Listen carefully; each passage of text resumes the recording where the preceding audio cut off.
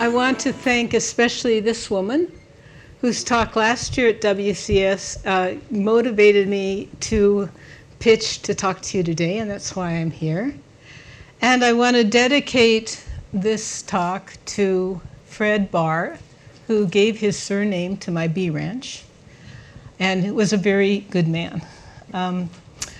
Over the last 12 years, I've had some really bad luck, and it caused me to go off the job market, and the job market changed, and when I came back, I only wanted to work in something that was carbon neutral or carbon negative, if you see it that way, less carbon.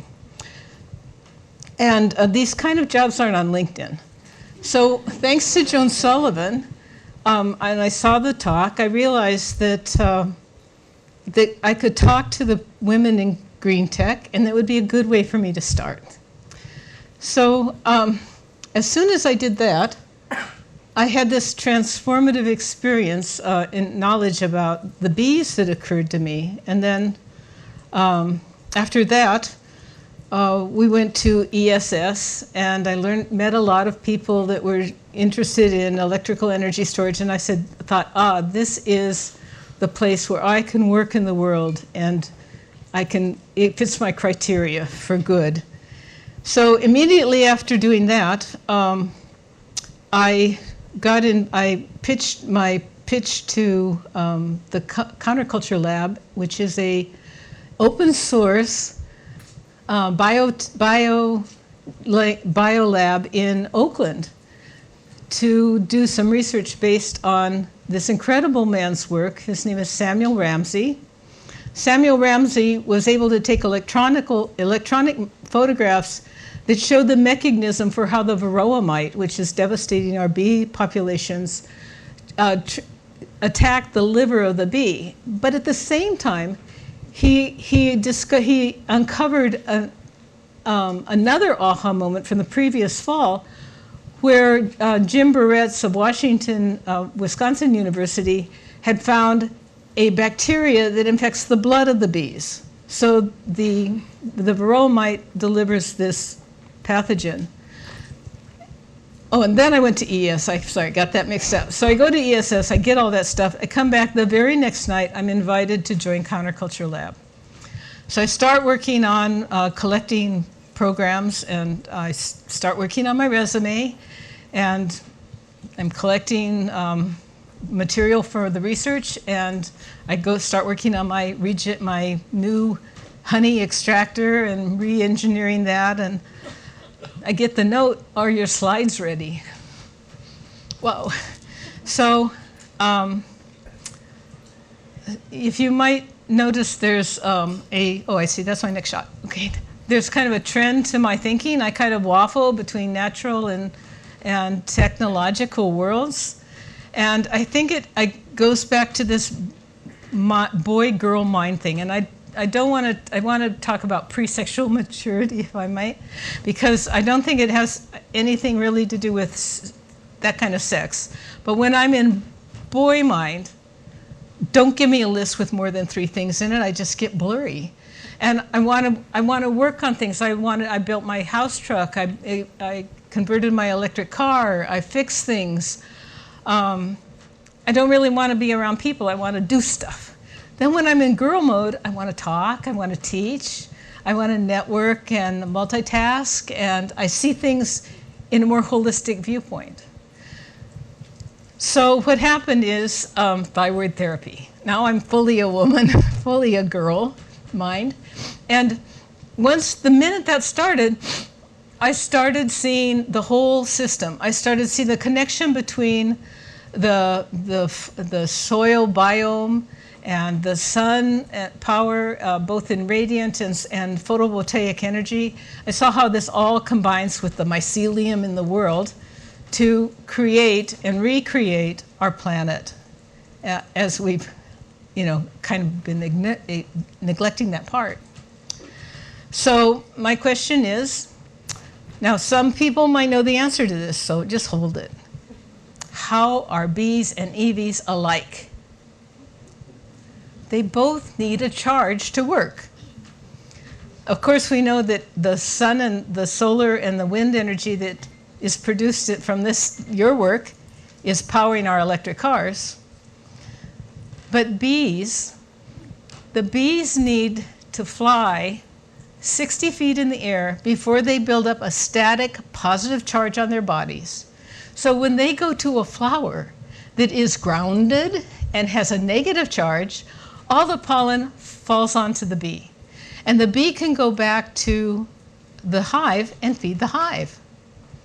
The bees really have it made. I mean, they've got it all figured out. Of course, they've been around since the Cenozoic, which is the last time in our global history where we had over 350 parts per million.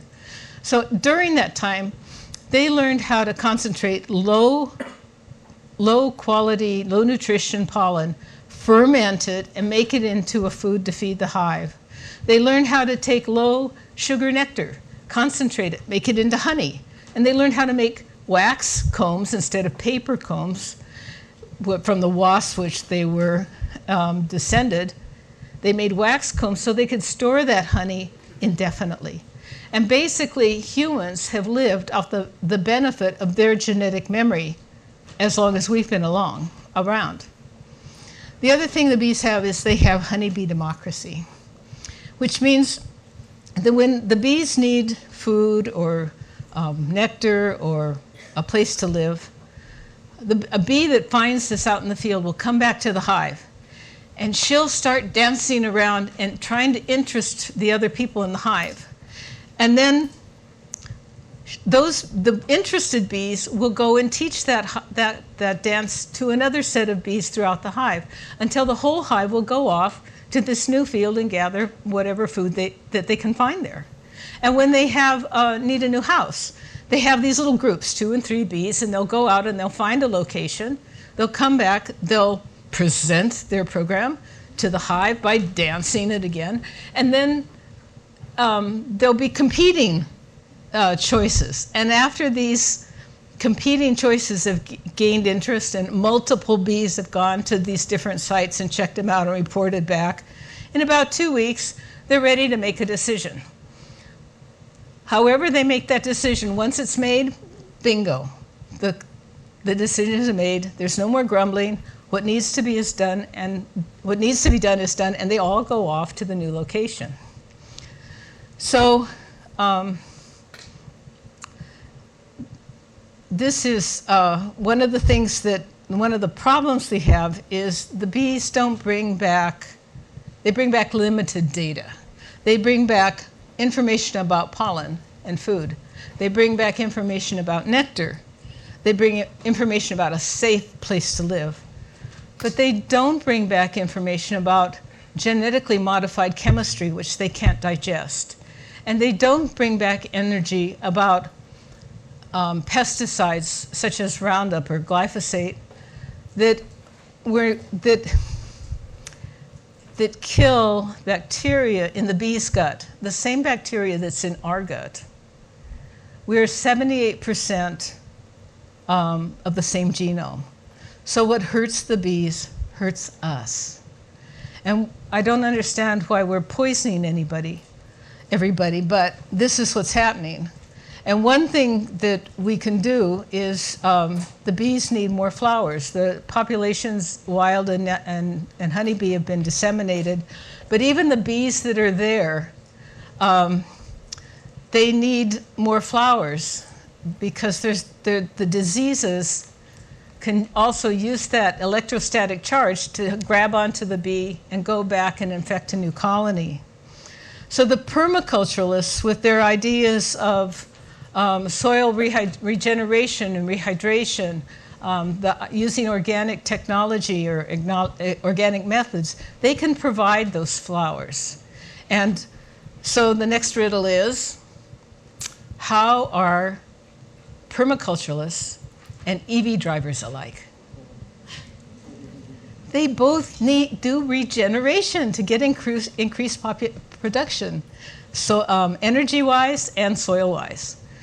So what we're seeing now is this wonderful mixture of technology and permaculture, We're seeing people install soil building and flowers at the base of solar plants. There's lots of other things. There's gray water treatment that helps rehydrate. I'm totally impressed by this part of Google's campus. I saw a lot of bee-friendly flowers out there. Thank you very much, Google. And I'm asking you to, as you design and engineer projects, to make a niche for nature and bring nature into whatever the technology you might be working with, because we all need to work together on this. And women traditionally have to put out a little extra, and I think we all need to put out a little extra to change things on the planet. But I'm so empowered by what I hear from people today that I think it's happening. And thank you, women in green tech.